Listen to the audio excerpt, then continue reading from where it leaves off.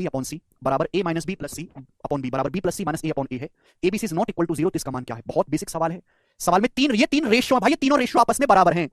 सवाल में तीनों रेशियो हैं, ए प्लस बी माइनस सी बटे सी बराबर ए माइनस बी प्लस सी बटे सी बराबर, ये तीनों रेशियो आपस में बराबर है, B plus C minus A upon ए।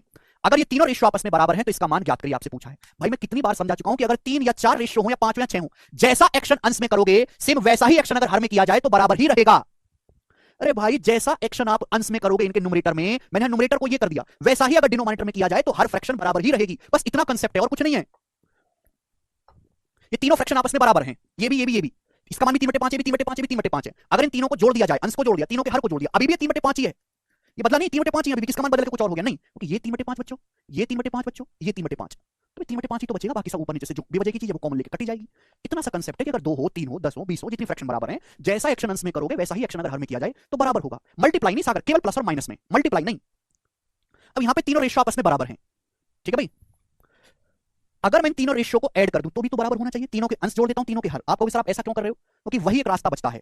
अगर मैं तीनों को जोड़ूंगा, यहां पे दोस्तों बी है, अगर मैं तीनों को जोड़ूंगा तो नीचे क्या आएगा? नीचे आएगा सी प्लस बी प्लस ए, नीचे सी प्लस बी प्लस ए आएगा। ऊपर क्या आएगा दोस्त? ऊपर क्या आएगा? अगर मैं ऊपर जोड़ूंगा तो एक सी से सी कट गया, माइनस बी से बी कट गया। ऊपर भी देखो ए प्लस बी प्लस सी 2 बार, फिर ए प्लस बी प्लस सी एक बार घट जाएगा, ऊपर भी ए प्लस बी प्लस सी आएगा। ठीक है, सवाल में यहां पे मेंशन करना चाहिए A plus B plus is not equal to 0, ये मेंशन करना पड़ेगा। A plus B plus C बच्चों ये। अगर मैं तीनों को जोड़ूंगा ऊपर भी A plus B plus C हो गया, नीचे भी A plus B plus C हो गया, यानी कि तीनों बराबर है तो ये भी बराबर होना चाहिए। ध्यान से देखा तो यार ये तो कट गया ऊपर नीचे से, क्योंकि ए प्लस बी प्लस सी 0 के इक्वल नहीं है, कट गया। जब कट गया यानी कि मेरे दोस्त वैल्यू कितनी आ गई? 1 आ गई। यानी कि ये तीनों रेशियो 1 के बराबर हैं। आप बोलोगे हाँ जी सर, अब तो कोई दिक्कत नहीं सवाल में।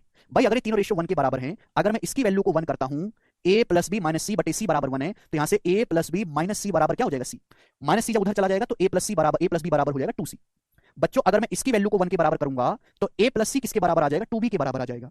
स्टूडेंट अगर मैं इसकी वैल्यू को 1 के बराबर करूंगा तो a उधर चला जाएगा, माइनस उधर, b प्लस सी कितना आ जाएगा? 2a आ जाएगा। b प्लस सी की वैल्यू 2a, ये वैल्यू आप यहां रख देंगे। ये तो पूछा है भाई, a प्लस बी की जगह 2c, b प्लस सी की जगह 2a, c प्लस सी की जगह 2b, और नीचे स्टूडेंट abc। मैं आपको समझाने के लिए इतना कर रहा हूं, समझदार वाले दिमाग में कर लेगा। abc कट गया, बचा क्या? 2 दूनी 4 दूनी 8 बचा, 8 इसका आंसर है, ए ऑप्शन 8।